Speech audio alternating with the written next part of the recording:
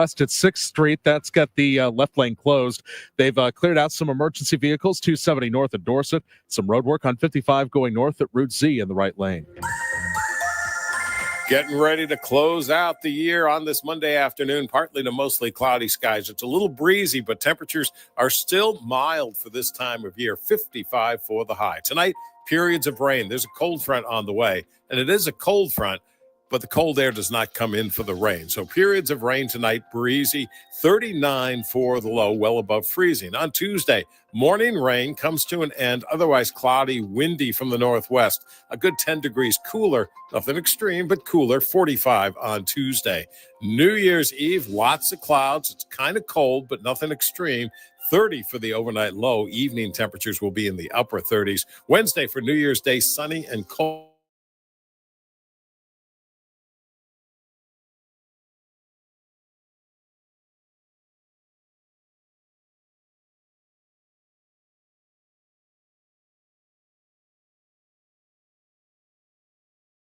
Region 50 in St. Peter's and Florissant, 51 downtown at the Arch. The feels like is 42.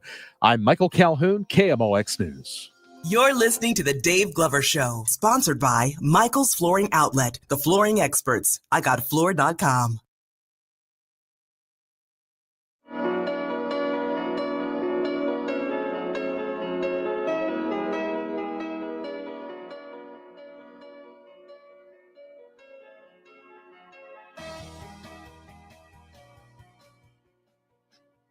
Hey, welcome into the Gashouse gang, guys. We're getting near the end of 2024, and we got the whole gang, and we're doing this all the way. So we're normal streaming, right? The KMOX YouTube page. You can find it on Twitter at KMOX Sports, Facebook.com, of course, the KMOX Sports page. We're also live on the radio. We're live on KMOX today. Bernie Miklasz, Tom Ackerman, Matt Pauley, Kevin Wheeler. Fellas, welcome in. How we doing? Early Happy New Year, everybody. Yeah. Boys, great to see you. How are you doing? I like this. I like this round table. We are dominating on Where's all media fronts, Right Matt here. Pauley.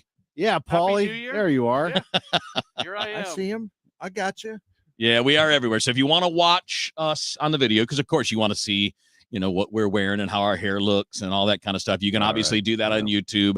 And if you're just listening to us on good old 50,000 red hot watts, 1120 on your AM dial, feel free to hang with us on there as well. We got an hour of a special edition of the Gashouse Gang. And what this Gashouse Gang is about is 2024 year in review. So we're going to talk a little bit about the Blues. We're going to talk about City. We're going to get into some college sports. But essentially the sports landscape of 2024. And then toward the very end, we're going to turn our attention to 2025 and talk about whether or not that year could be better or worse than the one that we just all lived through. But we're going to start with the Cardinals. We're the home of the Cardinals here on KMOX.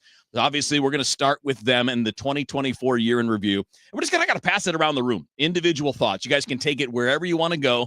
And Matt, why don't we just give you the first run here? You're the guy with the team on a day-to-day basis, doing pregame and postgame. 2024 Cardinals feels like what to you? I think it's the year that they learned that the model wasn't working anymore. The last-ditch effort was the Kyle Gibson, Lance Lynn signings that they felt like that if they were going to keep moving forward in the way they'd been doing things, that was going to be good enough for them to be a playoff team, and kind of had that feeling that once you get into the playoffs, anything can happen. This was the year where the model they had been going with for a while officially did not work anymore. They recognized that, they realized it, and they said they got to do something different. I think they had the idea that might happen because they had already put Chaim Bloom in place to do a full evaluation of what was going on throughout the player development system. But I think when we look back at 2024, if this whole thing works, 2024 is going to be one of the most important years for Cardinals baseball because it's when they realized what they were doing wasn't going to work anymore. Bernie, what do you think? What's 2024 for the Cardinals to you? Well, it was the beginning of the transition. Chaim Bloom arrived, and it was as a consultant, but then we all suspected it would lead to a much more prominent role, which it is. So, he entered the building to oversee this dramatic shift in the way they've sort of let their minor league and player development system, the facilities fall apart, dilapidated. So that was an undertaking that will change this franchise. And then part of the transition, and I know this sort of bleeds into 2025, and we're not supposed to talk about 2025 just yet, but John Mozeliak's entering his final season in charge. So 2024 was the beginning of the transition, and an overdue transition, and a transition that I'm personally hopeful about. But there were other things too, and I'll just touch on a break briefly because I want to leave a lot on the table for everybody else. I think it's fair to say fan unrest was intensified in 2024. The Cardinals had problems by their standards with attendance, TV ratings, things of that nature. So there's been a lot of stuff going on with the Cardinals that we haven't had to concern ourselves with for a very, very long time. How good the team is, who's in charge, attendance is going to be great, TV ratings are going to be great. All of that changed in 2024. The Cardinals were the only major sports team in St. Louis to not fire their coach. City fired Bradley Carnell in year 2. Wow. The Billikens fired Travis Ford. The Blues fired 2 coaches. They fired Craig Berube and Drew Bannister within a year's time. And the Cardinals didn't do it, but the Cardinals take more heat and criticism than everybody else combined. And I think that's fair to say. And they have the longest run, and they also have the most championships. So therefore, they have a fan base that demands the most. And when I look back at 2024, what I will remember most are the empty seats in September. I think that was something that you never saw, even on their worst days. And I mean, where a foul ball would go in and bounce around in the seats, and it would take a few minutes for somebody to go over and get it. That kind of empty. And that message was sent to the front office and ownership. But the thing is, the plan was already underway before that. The Cardinals had recognized that Chaim Bloom a year prior was going to be available. They got him. He made his rounds in spring training prior to that year. They already had the wheels in motion, and they had recognized that it was time for a change. So 2024 was certainly what you hope is rock bottom in terms of feelings about the team. Yes, 23 was a worse record, but 24's expectations were to a level that they did not hit, and it felt worse, if that makes sense. So I look at 2024, and I say that the Cardinals finally recognized, and that it had happened as the year went along, but the thing that you had to do was break away from how we used to do it, and it was time to go outside and steal ideas and people from all the teams that were doing it. The Cardinals used to be the envy of Major League Baseball.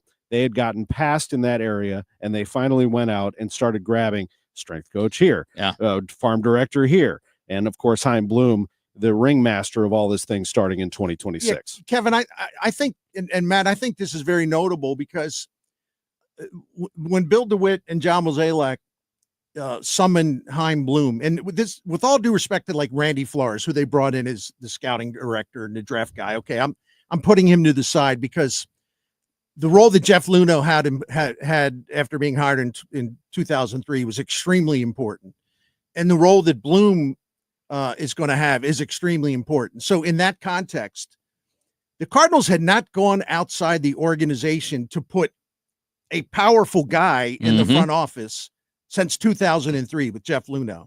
It is now almost 2025. That's pretty profound, but it also underscores what you gentlemen were saying. Yeah. Change was long overdue, and at least they're finally doing it. We can say, well, they waited too long. Yeah, we all know that. But at least they're finally owned up to it. They recognized that they had a problem, and that's the first step. You got to recognize you have a problem. Yeah. So I'll be a little cheesy on this. So to me, 2024 is a reality check. And for the first time in a long time, I asked for this for a Christmas present this year. I got the 4K Ultra edition of the movie The Outsiders. Always loved that movie as a kid. It's great. And I went back and watched it this past weekend. And there's that kind of corny line, right? Nothing gold can stay, right? It's a Robert Frost poem, but it's quoted in there by Pony Boy and everybody. You are getting cheesy. I know. But this is the point. This is the reality check. Nothing stays the same forever. Right. Players age and decline. Dynasties or long runs of success always end. They always end. And we lived in a state where we were trying to deny that. Now when I say we, I mean Cardinals Nation. I mean the fan base. I mean the media, us, right? We're counting in this. I mean the team themselves. Everybody fell into this trap of trying to avoid any kind of a downturn. It is inevitable. That's right. It will happen. There is no such thing as perpetual success. It does not exist anywhere in any sport. And the Cardinals had a run from the mid to late 90s, but really, even if we just start in the year 2000, in the 2000s, a 20-year run of constant contention, constantly winning the division, putting up 2 World Series wins, that was due to end. And everybody fought it, right? The fan base fought it. Just spend more money. The front office fought it. We're just going to double down on the Cardinal way. And we all fought it because we tried to play into both of those ideas by what can you do to make this work and what can you do to make that work. What we saw in 2024, starting in 23, but carrying over into 24, was father time winning. Reality is it is always going to end. And then the question is, how long does it take to turn it back around? I spoke with another Cardinal. So prior to his Musial Award, we had Larry Fitzgerald on Sports on a Sunday morning. And the Arizona Cardinal, I said, we were talking about the NFL, and I said, I'm always attracted to the teams that haven't won. The Cleveland Browns, the Detroit Lions. Like, I like the underdogs, and that's who I root for. Larry, do you agree with that? Thinking that he would. And he said, no, actually, I don't. He said, I admire and I actually pull for the dynasties. He said, I admire the Kansas City Chiefs and the teams in Major League Baseball and other sports that are able to do it year after year. It blows me away. And I actually love watching them, and I get into that. And I understood his point. And my point, circling back to the St. Louis Cardinals, is I think the Cardinals desperately hung on to that. Mm-hmm. I don't believe for a second that they tried to just be another team. I think they tried to hang on to this, we still are great and we can do this because we know how to do it, because we won championships. Everybody's wrong. And they tried desperately to hang on to this feeling of we can win every year, and it just fell apart on them. And they finally, as Bernie said, admitted, all right, we're here. We have a problem. It's time to fix things. Get it back together. All right, it's the Gashouse Gang here on KMOX, on the KMOX YouTube page, on the KMOX Sports Twitter handle, on the Facebook page for Twitter Sports. We're doing it all across the media outlet today. And if you're normally with us on streaming when we're doing the Gashouse Gangs, you're going to experience something you don't normally during the streaming part, which is commercial breaks. On the radio side, you're totally used to this. On the streaming side, maybe not. But hey, that's going to be the way it's going to be today. So that's the Cardinals 2024 year in review with Bernie Miklasz, Tom Ackerman, Matt Pauley. I'm Kevin Wheeler. Coming up next, we're going to talk about the Blues 2024 year in review here on the Gashouse Gang.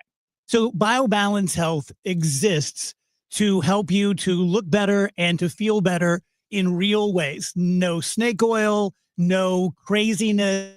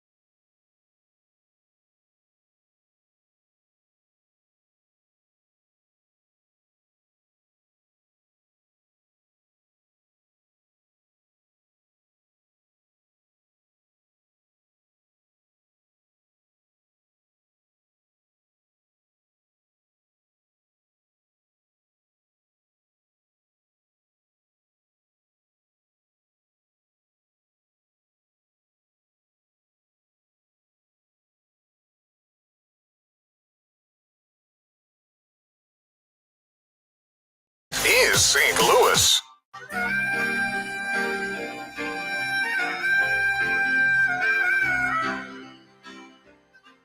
It is the Gashouse gang here on KMOX. And by KMOX, I mean like every single version of KMOX, live on the radio, on the KMOX Sports YouTube page, the Twitter handle, the Facebook page. We're out there streaming the Gashouse gang, which we do every single day during the week at noon.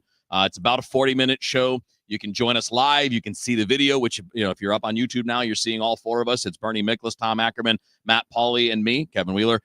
All four of us on Mondays. We rotate throughout the rest of the week. It's every single day. And on most days, that ends up being aired again live later on in the nighttime here on the radio, but you can always podcast it. Everywhere podcasts exist, we now have the Gashouse gang. So we talked about the Cardinals in the last segment. Let's fast forward to our 2024 year in review on the St. Louis Blues. And we'll make Matt Pauley's our leadoff guy today. Matt, you're batting first because you're on base percentage. Your just initial thoughts on the year in review for the St. Louis Blues 2024. Yeah, it's really an interesting year when you think about what has happened with coaching. You have an all-time St. Louis Blues legend in Craig Berube, the only guy to lead the team to a Stanley Cup championship, and the team just wasn't performing for him. They move on to Drew Bannister, bringing up a guy who had been coaching in the minor leagues. They play a little bit better last year. They don't play any better this year. The same core group of guys that seemingly got Craig Berube fired, then go and get Drew Bannister fired, and then they go to Jim Montgomery. And the idea with Montgomery is that he's somebody who can coach this group right now, a younger group, a group that's trying to come into their own, but also a guy who can be a long-term coach for the team. And long-term coaches in the NHL, they don't exist very often, but it seems like if there is one that's going to, it's going to be Montgomery. You think about everything he's done. He's had success at the NHL level. He's so comfortable in St. Louis. He's been with the team before. He's coached college hockey. I mean, he's done so many things. He's charismatic. He's got a big personality. Players like playing for him. So for me, 2024 is the year where coaching no longer becomes an issue, and now moving forward, it has to be about the guys in the room actually stepping forward and playing up to their potential. I don't want to repeat what Matt said because he summed it up perfectly, especially the coaching end. But I want to say that, the Blues are also, remember the last segment we talked about the Cardinals are basically starting a transition. Yeah. In 2024. The Blues are starting their own transition, not just with the coaching change and Montgomery coming in as what Matt Pauley alluded to, probably going to be a long-term coach for the Blues. Doug Armstrong announced his exit strategy. He's going to turn things over to Alexander Steen. And on his way out, and he's still got a couple more years to go, but there is a finite date when he steps down.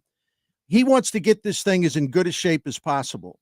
And he has stockpiled an impressive collection of prospects.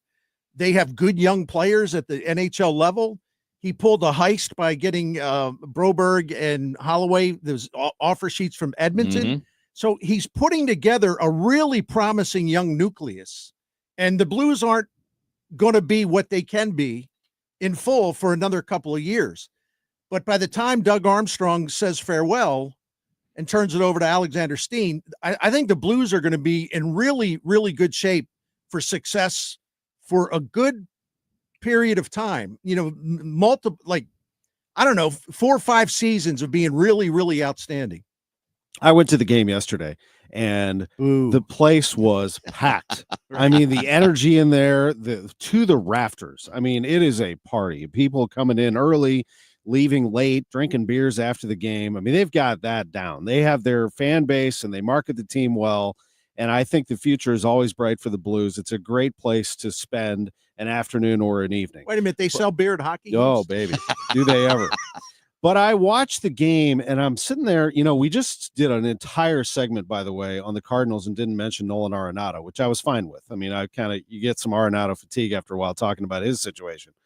But I sat there and I watched the game. I'm like, the Blues, that's actually what they need. They need like an Arenado. They need somebody who is the best at what they do for the last decade.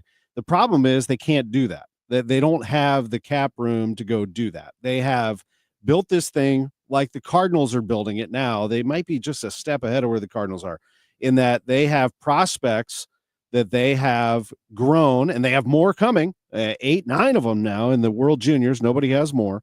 So they have all these prospects coming, and you start to watch these younger players develop, but you do still have to have that, I don't want to say patience. You have to sort of live with the growing pains of some of the mistakes that they're going to make. You still have Jordan Bennington, who's going to make his own mistakes too. Hofer's a nice backup.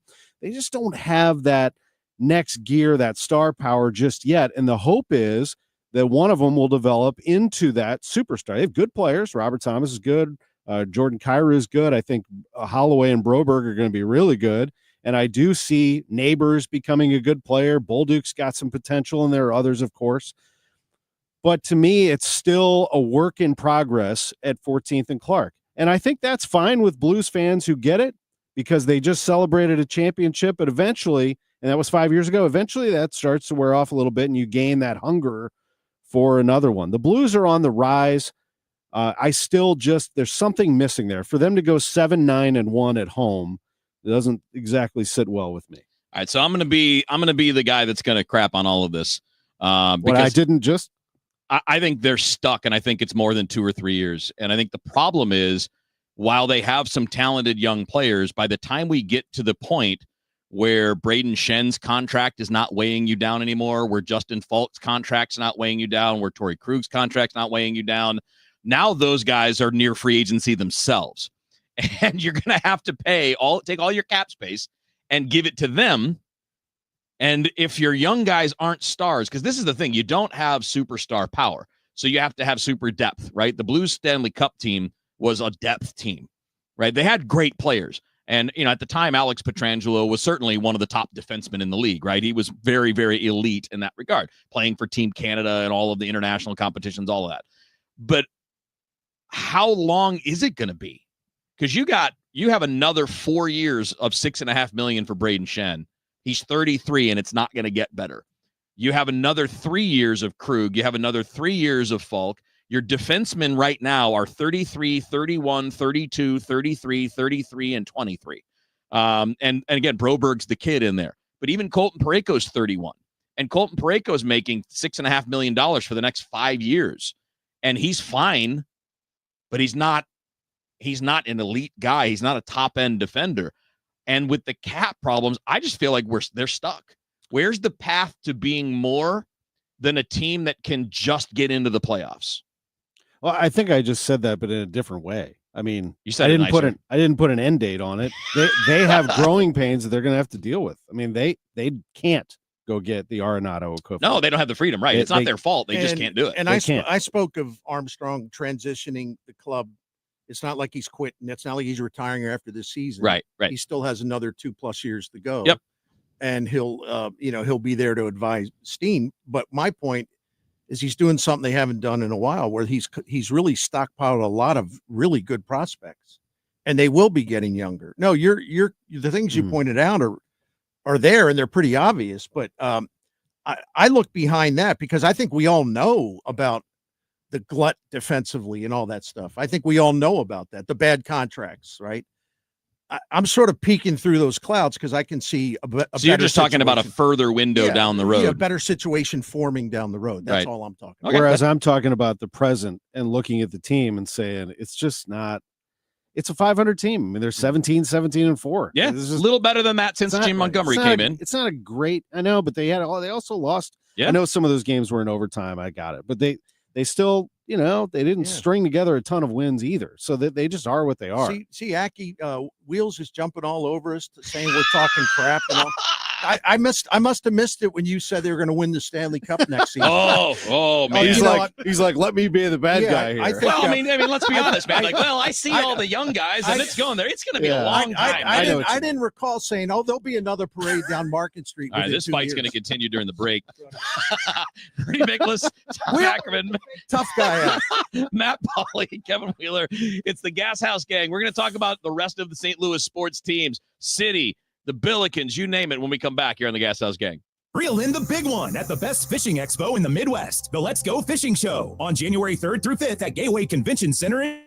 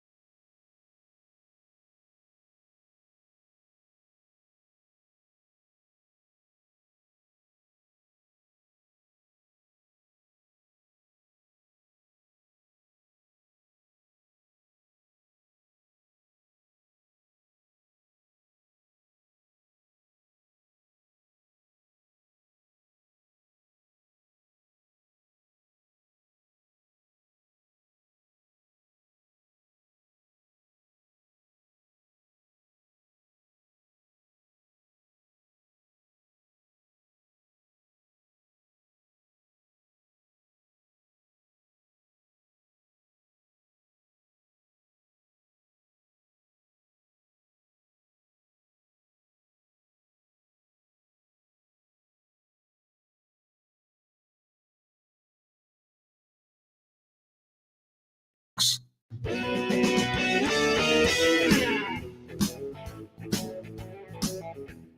is the Gas House Gang live on your radio and, of course, live on YouTube and on Twitter and on Facebook, whichever medium you're choosing to watch. Now, just want to address, this is not a shot at you guys. This is just making a public service announcement. We got some people that are like, when we hit the brakes, well, the audio is cutting out.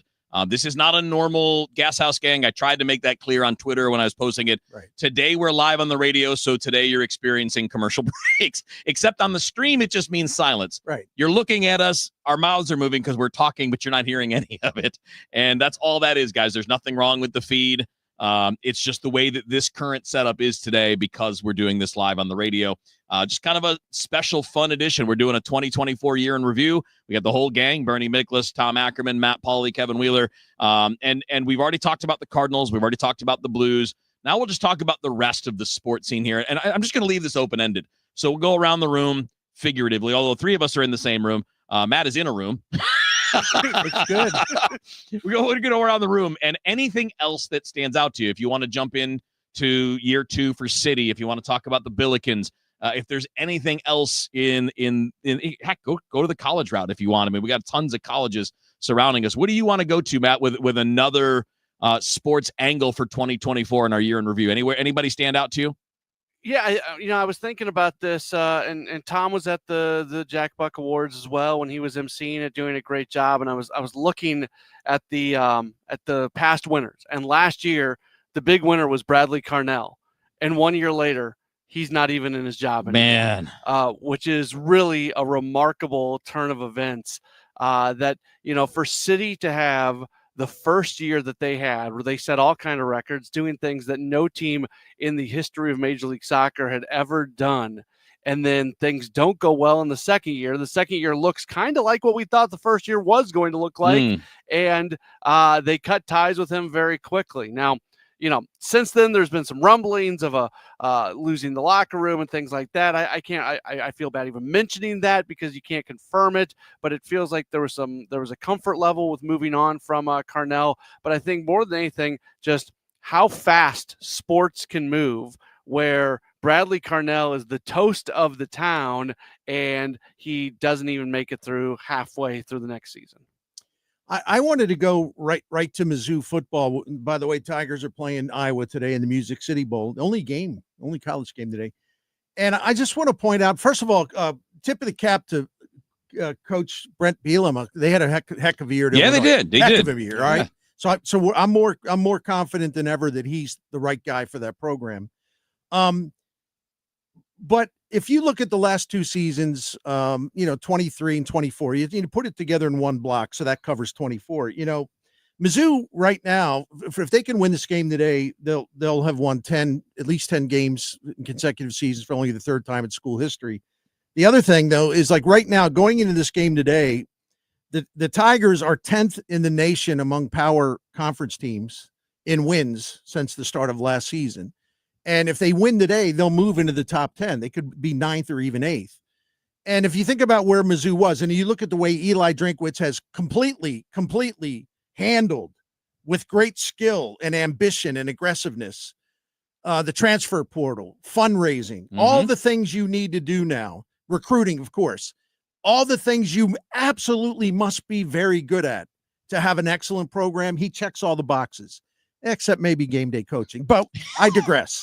No, nobody's perfect, right? No, I'm just saying the Mizzou football program is in excellent shape, and more so than any time since Gary Pinkel had his run. Actually, even more so. Well, Gary Pinkel had a lengthy run, but then things went downhill, and you were wondering whether Mizzou could ever get back to that Pinkel peak level that they were at, and Drinkwitz has done it. Yeah, he has, and he's an excellent CEO. He really is. He is in charge of that football program, and in a lot of ways, the future of the athletic program, because we all know that the major revenue source is football, and he's doing a wonderful job of all those things that you just mentioned: recruiting, fundraising, being a CEO. He'd be the first to admit that he's messed up on the field too. His coaching, I had to tease him a little. Yeah, I like his self-deprecating humor sometimes too. I'll tell you, the other guy who has it going is Dennis Gates. Dennis Gates, and this is a year after he went 0-18 in the SEC, which tells you something about Josh Schertz, which I'll get to in just one second. but you always wonder what it would be like if Mizzou could get back to being a deafening, tough place for people to play, great program, lots of pride. At one point, basketball was number one at Mizzou. In fact, for a long time, under Norm Stewart, and then later under Quinn Snyder, all the problems that happened. Quinn had a pretty nice team there for a while. Frank Haith had a nice team there for a while. Mike Anderson had a nice one for a while. Things did have some promise under Conzo Martin initially.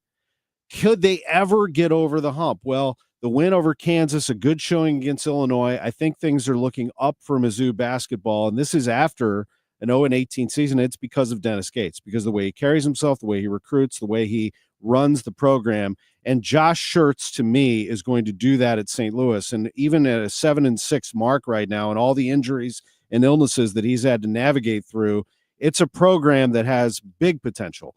It's in the city. It's the only basketball team in the city. It has a nearly 10,000 seat arena that when it's crowded and the student section's there, the place rocks. The potential is there. The talent is here in the city. So there is still something bubbling, I think, at St. Louis University. They get that NIL collective going. It's not quite the machine that Missouri's is right now, but if they can get it going, I think that could be fun. I think things are looking up for both of those basketball programs. And of course, Illinois fans know already their team is good. Their team made advancements in the NCAA tournament. Their team's going to be right back in the NCAA tournament. Brad Underwood's one of the best coaches in the country. Yeah, I think, on the kind of the rest of the group, there's a lot of interesting stuff there, right? I mean, to me, starting back at the beginning with City, where Matt went, I don't think there's anything all that shocking about a down year following what was a surprise. It's okay. But the firing of the coach would set that apart. It's certainly weird. Yeah. But in terms of one loss record, it's not that far off of what you would guess a second year team would be. I don't think it's necessarily a good sign that you had a coach that led you to the playoffs in an historic run, and then right out of that, you're letting him go. But I also didn't expect what I got in year one. I didn't expect year two to repeat that. And I don't know anything about how you build a soccer team, how the MLS typically goes. But I do we've all followed major sports for a long time. And most of the time, you don't just start off good and stay good forever when you're an expansion franchise. Right. We had to expect some of that. So 2024 didn't shock me, didn't bother me. But I will say the whole Carnell thing was weird. If that's your guy and he takes you to the playoffs and then halfway through the next season, you're not our guy anymore. It's a little weird. Well, it's more than a little weird. It's weird. But as Matt alluded to, we don't know what's going on behind the scenes, but it's still weird nonetheless, but not unexpected. And I feel kind of the same way about Josh Schertz in the sense that it's not been perfect to begin, but they've had injuries. I love him. I like what they did bringing in players. They're fun, and I think they're going to be dangerous as the season goes along. Yeah. We just have to but it's not 2024, right? 2024 is Travis Ford getting canned and Josh Schertz just getting started. So when we get to 2025, maybe there will be a little bit more positivity as far as just what we would expect. The college football front, this was a great year. 2 top 20 teams in the area in the final college football playoff ranking. And I'm not saying that's unexpected because we knew Mizzou was going to be pretty good, but that's a good year. And when I'm looking overall, that's probably the best part of this region's sports production. I'm not counting Kansas City. Forget the Chiefs, man. I'm not counting that. That's not a part of ours. I guess KMX shouldn't carry their games anymore. No, it's fine. I'm not a Chiefs fan. I'm glad they carry the games. I'm glad we carry them too because they're really good. But they're fun to watch. Yeah, we don't. If we wouldn't count the Royals, we're not going to count the Chiefs. Yeah. You know what I'm saying? I'm excited for Missouri fans, and I will say this before we take a break. I hope Illinois beats South Carolina. I think that would be great, and not to mention all the criticism that came the Big Ten's way and how great the SEC was. Well, here they go, one after the other. Keep losing. We'll see what happens. They have a tough challenge tomorrow against South Carolina, but we'll see. It's been an excellent growth of college football. And I think one more. Do I have time for one more? Sure. I think it's a big year for Dennis Gates. I share your confidence in him. Last year, that was bizarre. The SEC is by far the best conference so far this season in college basketball. No one's even close. So that could change. But this could be a situation where they could have a much better team this year, but sort of get chewed up a little bit in conference play. And it's going to be hard to sort of render a final verdict about the season. Good point. Because they might be better than their final record would indicate. We don't know that. I want to see how it plays out, but I share your confidence. But if they can move up, to what level, though, in terms of just finishing in the SEC? Yeah. Well, no, I it's mean, a there good are point. 10 ranked teams in the conference today. Not that his job, right? Yeah, and not that his job's in danger or anything, No, but no. he was Desiree Reed Francois' hire. Yeah. So, No, that's right. you know, it's not Laird Veach's hire. So that's something to keep an eye on for sure. I'm pulling for but him, he does have the program moving forward at a very nice pace. Special edition of the Gashouse Gang, Bernie Miklasz, Tom Ackerman, Matt Pauley, Kevin Wheeler. And next up, to wrap up this show and really to kind of wrap up our 2024 year in review, we're going to look ahead. How does 2025 look compared to what we just talked about for all of these things in 2024? We'll hit that next up here on the Gashouse Gang. Broadcasting from the Underline Three Lawyers, GetJim.com studios. KMOX. Do you have 3 ex-wives and your current trophy wife wants a life insurance policy 3 times the size of the policies you had to purchase for your previous mistakes?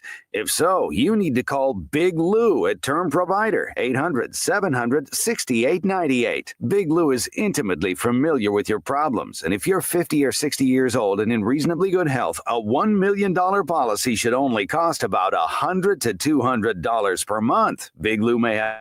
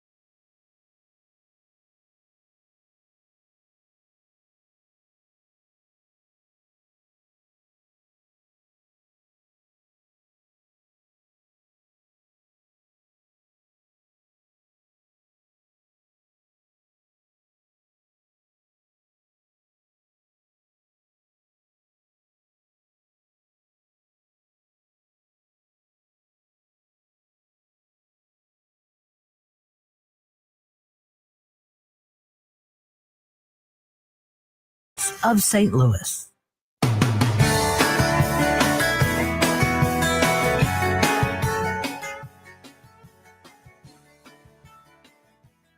It is the Gashouse Gang here on KMOX. We got Bernie Miklasz, Tom Ackerman, Matt Pauley, Kevin Wheeler with you here doing a special live edition of this, live on the radio on KMOX. We're always live, but usually we're just on the KMOX Sports YouTube feed, which is also, you can also pick it up on Twitter and on Facebook as well. But we are on all of those platforms today, as well as live on the radio, doing a special edition here in the 1 o'clock hour of the Gashouse Gang. So this is our 2024 year in review. We've touched on last year. We've talked about baseball, hockey, basketball, football, and now I'm leaving this open. This is up to each one of us where we want to go with the look ahead to 2025. And Matt Pauley's been our leadoff man, doing a great job getting on base. Even drove in a couple of runs there, Matt, in the last segment, so we appreciate that. What do you want to touch on for 2025? Do you want to pull out the crystal ball and make a prediction, or you just want to talk about something you think might be coming down the pike? Well, I'll go back to the Cardinals because I think so much of what's going to happen in the near term, if they're going to have success before player development really gets rolling here in a couple, 2-3 years, is going to be finding out what you have in Jordan Walker and Nolan Gorman and whether or not the organization have brought in the right people to help those guys fulfill who we thought they were going to be as they were prospects coming up. So we spend a lot of time talking about, I don't want to beat a dead horse that we seemingly talk about every single day on this show. But for me, 2025 is the year of Walker and Gorman and whether those guys can be long-term, middle of the order, run producing bats for the Cardinals. I'm going to stick heavily with the Cardinals here because they're the bedrock franchise in town, whether people want to admit it or not. I know a lot of people are mad at them, but their popularity, the interest level in the Cardinals is Yeah. still massive. It's just led to fewer ticket sales because people are disillusioned for now. No, I want to know in 2025, will it be too early when we get towards the end of 25? Will it be too early to get a feeling? Because Heimblum won't be running the thing yet, but he'll be prominent in the organization in 2025 in his own way. Will we be able to get a feel for how things may change under him once he takes over at the beginning of October or so in 2025? What will be different? What will it look like? What will we be saying about the Cardinals' fortunes going into 26? Like, we'll be talking about that this time next year. We'll be talking about that a lot. What will they be looking like by the end of 2025, and what comes next? What's Ollie Marmol's future? Well, are they going to get the Nolan Arenado thing resolved or not? That's part of 2025. Yeah, big time. Will he be traded before they go to spring training? And listen, there's three phenomenal prospects they have. They really do. This is not the usual overblown hype. JJ Weatherholt, Quinn Matthews, and Tink Hence. When Quinn Matthews is named the Baseball America Minor League Pitcher of the Year, I don't want to hear about, well, that's that St. Louis local media hyping a guy up. No. Baseball America is like slobbering over this guy, how good he's going to be. So will we be able to see, how many of those guys will we see working for the Cardinals at the big league level in 2025? They've got three really exciting young prospects on the way. They do. And Matthews blew through a hitters league in Double-A. I mean, he was really good. And then, of course, he's right on the doorstep of cracking this rotation, as is McGreevy and some others.